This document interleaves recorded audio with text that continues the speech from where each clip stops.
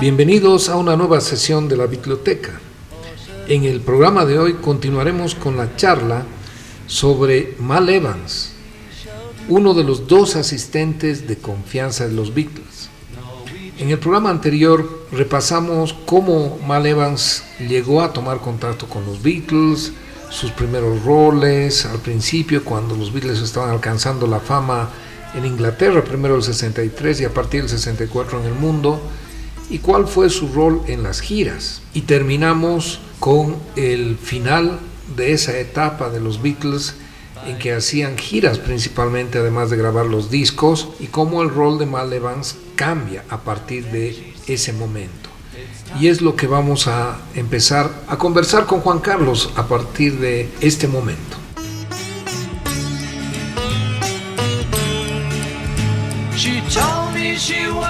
La primera vez que llegaron los Beatles a Estados Unidos, el 9 de febrero de 1964, no fue con el objetivo de dar una gira, sino hacer una presentación en la televisión en uno de los shows más importantes, el show de Ed Sullivan. Luego de hacer la primera presentación que batió récords de audiencia, hubo no sé cuántos millones de telespectadores, algunos dicen que era tanta la expectativa del público que durante la actuación de los Beatles no hubieron robos en todo Nueva York, no sé qué, cosas así. Pero es una actuación muy recordada y hasta ahora muchos músicos un poco posteriores a los Beatles dicen: yo he empezado a estar interesado en la música por haber visto a los Beatles en el show de Ed Sullivan. Pero no era una gira. Después del show de Ed Sullivan dieron dos conciertos, uno en Washington y otro en Nueva York en el Carnegie Hall. El siguiente fin de semana hicieron otra presentación en el show de Ed Sullivan, ya no en Nueva York sino en Miami, y volvieron a Inglaterra llenos de éxito en Estados Unidos. Y claro, eso les llevó a que su primera gira por Estados Unidos fuera mucho más grande en cuanto a cantidad de actuaciones y además del éxito que eso trajo, porque arrasaron con todos los récords de asistencia a los eventos. También les trajo todo lo que la fama trae, y por supuesto Mal Evans estaba ahí, porque además de armar instrumentos y todo lo que hemos mencionado, también tenía unos trabajos medio oscuros. Y en lo que mencionamos trabajos medio oscuros, trabajos entre comillas, en el libro cuenta Mal Evans que entre él y Neil Aspinall se dedicaban a escoger a las chicas más simpáticas para que de una manera medio oculta les permitieran el acceso a las habitaciones de los Beatles. Y obviamente, en muchos casos, como un prerequisito para llegar hasta los Beatles, primero tenían que pasar por Mal Evans y Neil Aspinall. Y las historias que cuenta Mal en su libro al respecto son increíbles, ¿no? Que se ocultaban las chicas en los cestos de la ropa sucia, aparecían todo tipo de chicas y con una gran cantidad de historias, así que no es que eran unas dos chicas que habían visto ni se ofrecían miles. Ese era la fama que estaba viviendo, y claro, ese trabajo tampoco no le disgustaba para nada a Mal Evans. No. Y poco a poco empezaron a aparecer otras cosas oscuras, porque los Beatles en ese tiempo todavía eran muchachos del whisky con Coca-Cola. Hasta que conocieron en esta gira a Bob Dylan. Conocieron a Bob Dylan, que los visitó en uno de los hoteles en que se estaban hospedando en una parte de la gira, y Bob Dylan los incitó a probar la marihuana. Además que él decía: pero ustedes, yo pensé que sabían porque cantan I Wanna Get You High. Entendió mal la letra.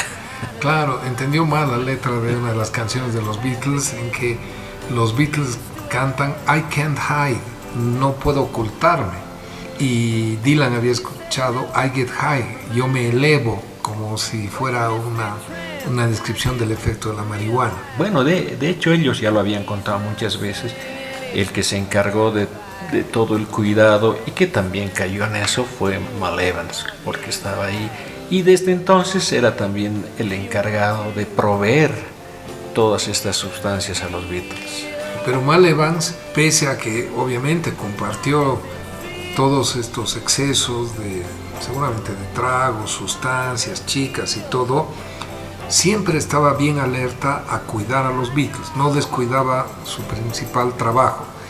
Y se cuenta que cuando probaron por primera vez la marihuana con Dylan, se encargaron con Neil Aspinall de tapar las rendijas debajo de las puertas para que no salga el humo afuera y que nadie se dé cuenta. E incluso Mal Evans cuenta que en medio del efecto de la marihuana, Paul McCartney lo llamó, le dijo: Mal, ven, anota esto antes de que me olvide. Y Mal Evans tomó nota, y luego de que pasó el efecto, Paul McCartney: ¿has anotado lo que te he encargado? Sí. Y le muestra, y Paul McCartney le había dictado: la vida tiene 7 niveles. Sin saber muy bien a qué se refería, pero Mal Evans también estaba hasta para eso.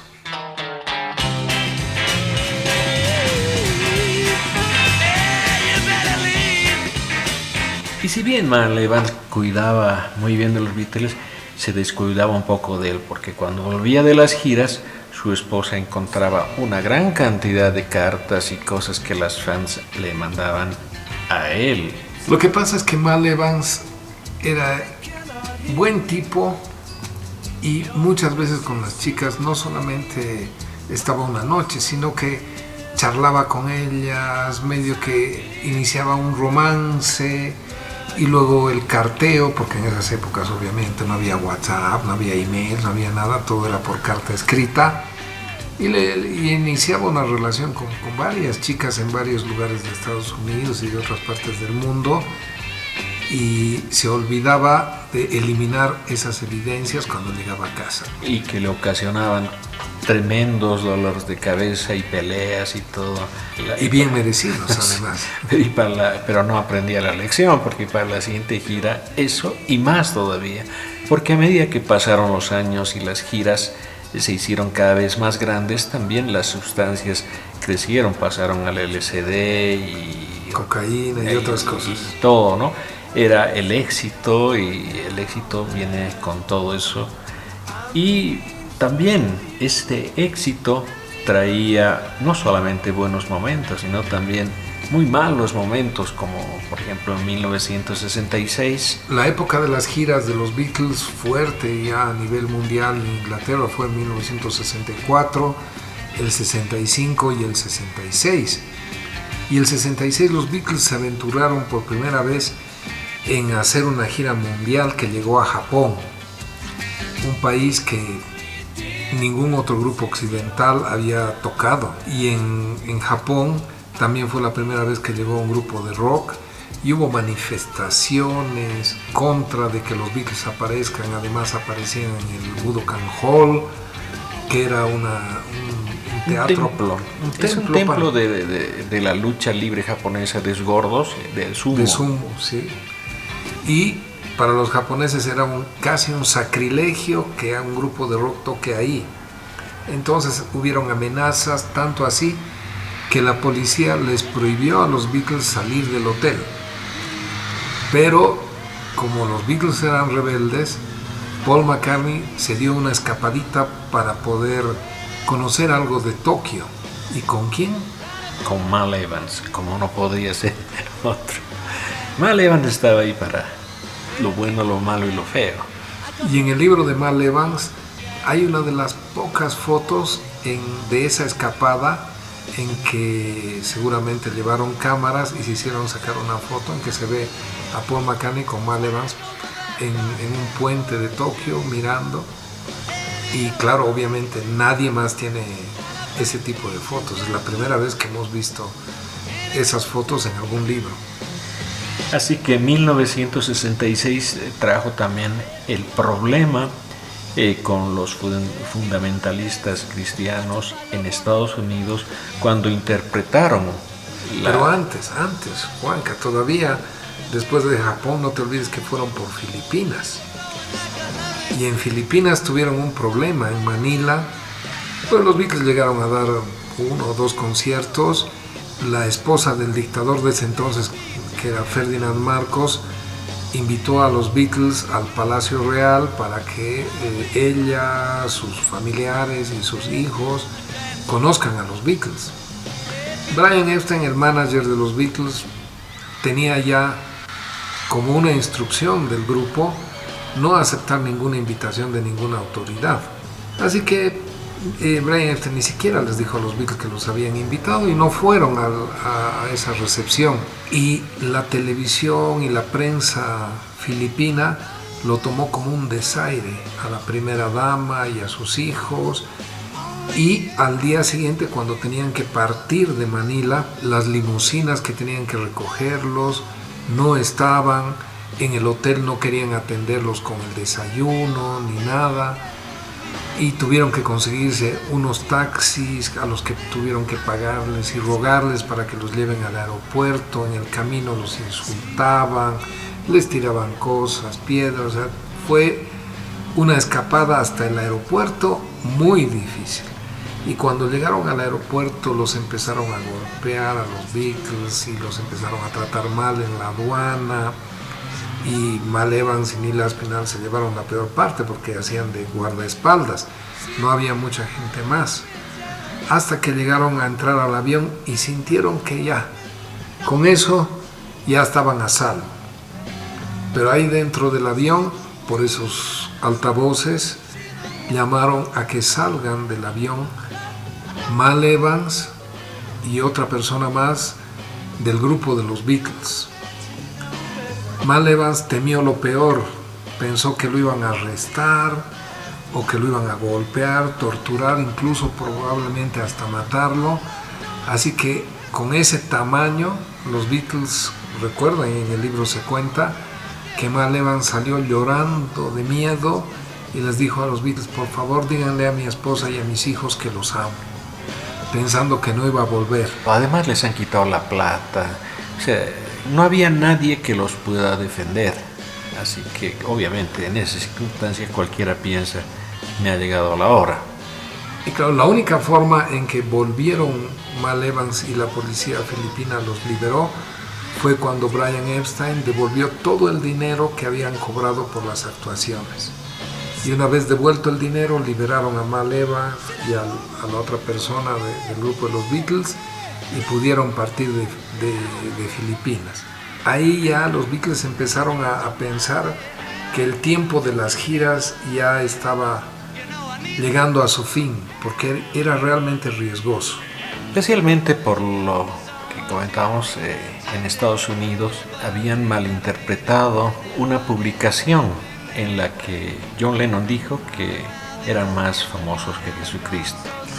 Que era una crítica a lo que pasaba con la religión en Inglaterra, porque él decía: la religión está perdiendo adeptos, lo cual era cierto en ese entonces. Y sigue siéndolo. Y sigue siéndolo. Y como un ejemplo, dijo, por ejemplo, nosotros los Beatles parece que somos más famosos que Jesucristo. Lo dijo en ese contexto, sin ninguna intención de menospreciar a la religión, ni a Jesucristo, ni a Dios, ni a nada. Y esa declaración y esa entrevista pasó desapercibida en Inglaterra, pero cuando se republicó en Estados Unidos, en los estados más conservadores, se tomó mal la declaración de John Lennon y hubieron manifestaciones. Creo que hasta el Ku Klux Klan estaba. No, de hecho, el Ku Klux Klan estaba metido ahí como no podía ser, especialmente en los estados del sur, ¿no? Y hicieron campañas para quemar los discos, las fotos, y en esas circunstancias los Beatles daban conciertos, ¿no? Es interesante, en 1965 habían batido el récord de asistencia a un concierto en el Shea Stadium, casi con 55,000 personas. Un año después, en ese mismo lugar, solo fueron 45,000. Que de todos modos era un éxito, aunque la prensa lo tomó que los Beatles ya estaban perdiendo vigencia, etcétera, ¿no? Así que con todo eso, el trabajo que tenía Mal Evans, pero tenía su lado interesante también, Fer, porque se han codeado con todas las celebridades del momento, artistas de cine, personalidades de la política, con todos. Por eso ahí han conocido desde a Frank Sinatra y principalmente a Elvis.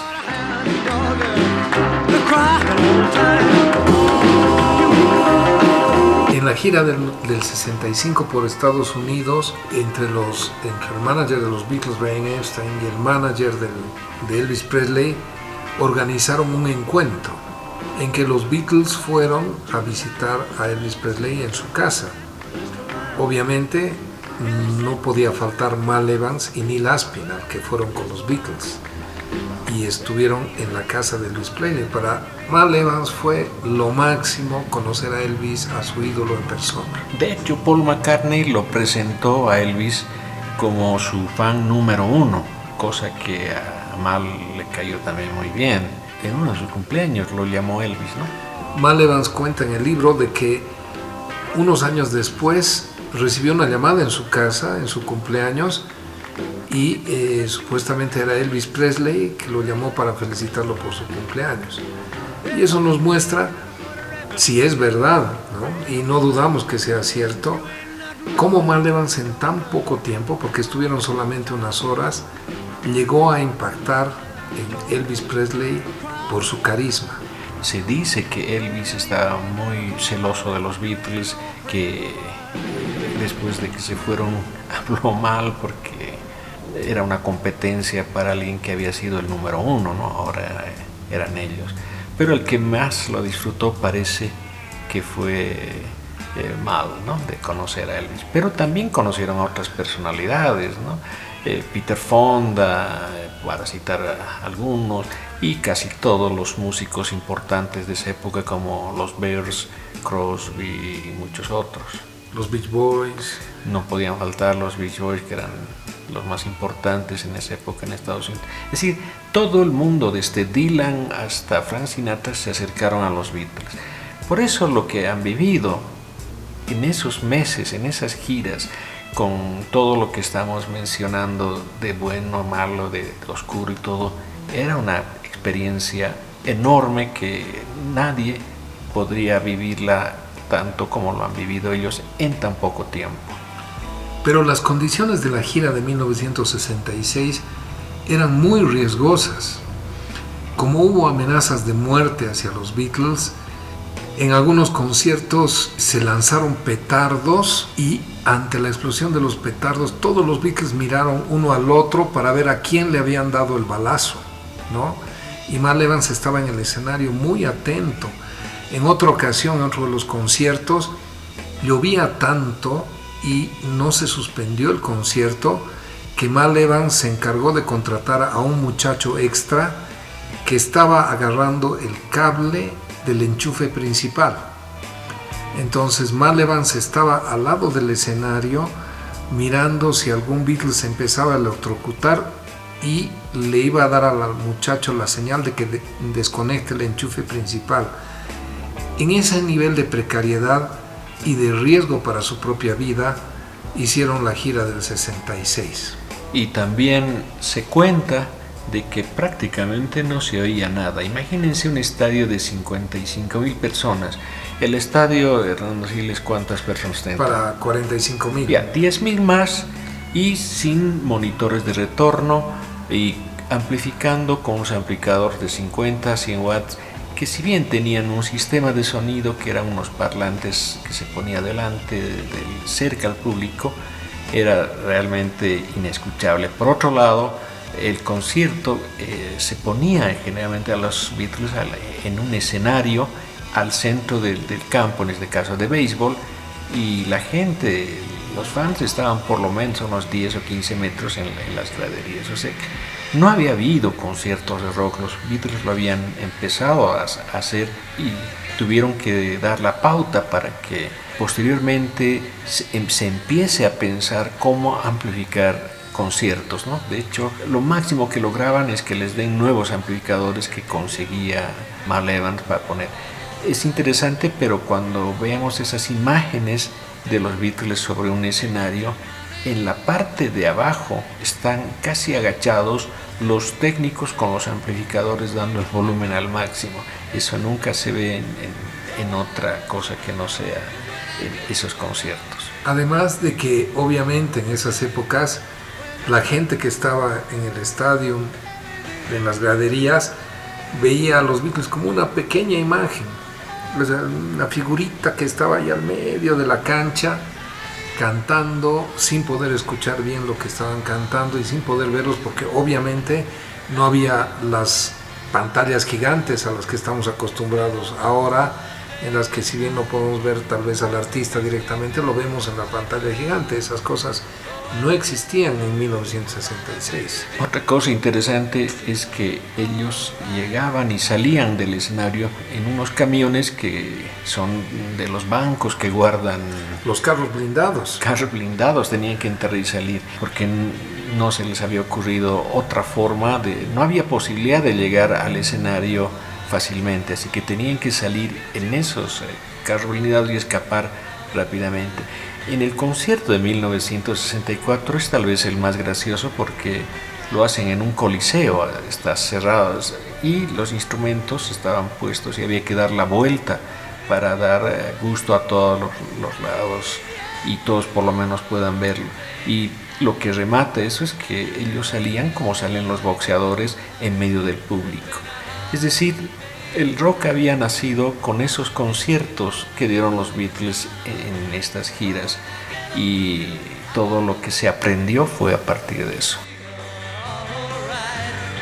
El 29 de agosto de 1966, los Beatles dieron su último concierto en el Candlestick Park de San Francisco. Y de ahí no dieron más giras. Y bueno, 1967 ya fue otra cosa. Y a partir de ese momento sus vidas cambiaron radicalmente. Como habían estado dedicados a grabar discos, a hacer giras, presentaciones en TV, en radio, etc., prácticamente no había día en que no estuvieran los cuatro juntos. Pero a partir de esa fecha que ha mencionado Juan Carlos, que es histórica, los Beatles tenían tiempo para sí mismos, cada uno ya tenía su propia familia, 3 estaban casados, solamente Paul estaba soltero, aunque tenía una pareja estable, y decidieron dedicarse a hacer cada uno algo por su lado. Es decir, empezaba una nueva era en los Beatles, ya nunca más conciertos y se abocaron principalmente a grabar discos. Pero también tuvieron tiempo para ellos mismos ya en forma individual, ya no era tan en grupo. John Lennon, por ejemplo, después de acabar las giras a mediados de 1966, se comprometió a filmar una película como actor en un papel secundario y la filmación tuvo lugar en España, en Almería. La película se tituló How I Won the War, Cómo gané la guerra, que era una crítica o una parodia a las guerras. A propósito de eso, Fer, me he acordado que una persona en España se le acercó a John y le preguntó sobre las letras porque él usaba las canciones de los Beatles para enseñar inglés. Hay una película que salió hace algunos años que se llama Vivir es más fácil con los ojos cerrados. Es el título de la película y es una película española, obviamente en español, y ese título es parte de las letras de Strawberry Fields Forever. Es no se sabe si es tan histórico o es una leyenda novelizada, pero un profesor de inglés usaba las canciones de los Beatles para enseñarles inglés a sus alumnos, pero en muchas partes de algunas canciones tenía dudas sobre qué es exactamente lo que decía. Y cuando se enteró de que John Lennon estaba filmando en Almería, se tomó el trabajo para ir y tratar de conocerlo. De acuerdo a la película y de acuerdo a lo que él cuenta, pudo conocer a John y entrar al vehículo en el cual se alojaba John Lennon en esa filmación en Almería. Incluso se menciona que han compartido algunas fumadas de marihuana, y ahí él aprovechó de decirle que en algunas partes de la letra tenía dudas y que sería muy útil para todas las personas que no hablan inglés en especial, que los Beatles incluyeran las letras de sus canciones en los discos impresas. Y se supone que John Lennon le tomó el apunte y es por eso que en Sgt. Pepper's, que es el siguiente disco de los Beatles, aparecen por primera vez las letras impresas de las canciones en un álbum, no solo de los Beatles, creo que Juanca, si tú me corriges, creo que nunca habían aparecido en ningún disco de nadie las letras. Sí, fue todo un aporte, y no solamente eso, sino que todos los discos a partir de ahí entraron también en ese ritmo. Por lo menos la mayoría de los discos, no solamente de los Beatles, sino de muchos, poner las letras. Lo que pasa es que a partir de 1966, con la influencia de Dylan, el aspecto literario en la música rock se había introducido. Ya no eran letras tan simplistas como en los primeros años. Así que ahora sí valía la pena poner letras que ya tenían un carácter más literario y casi poético.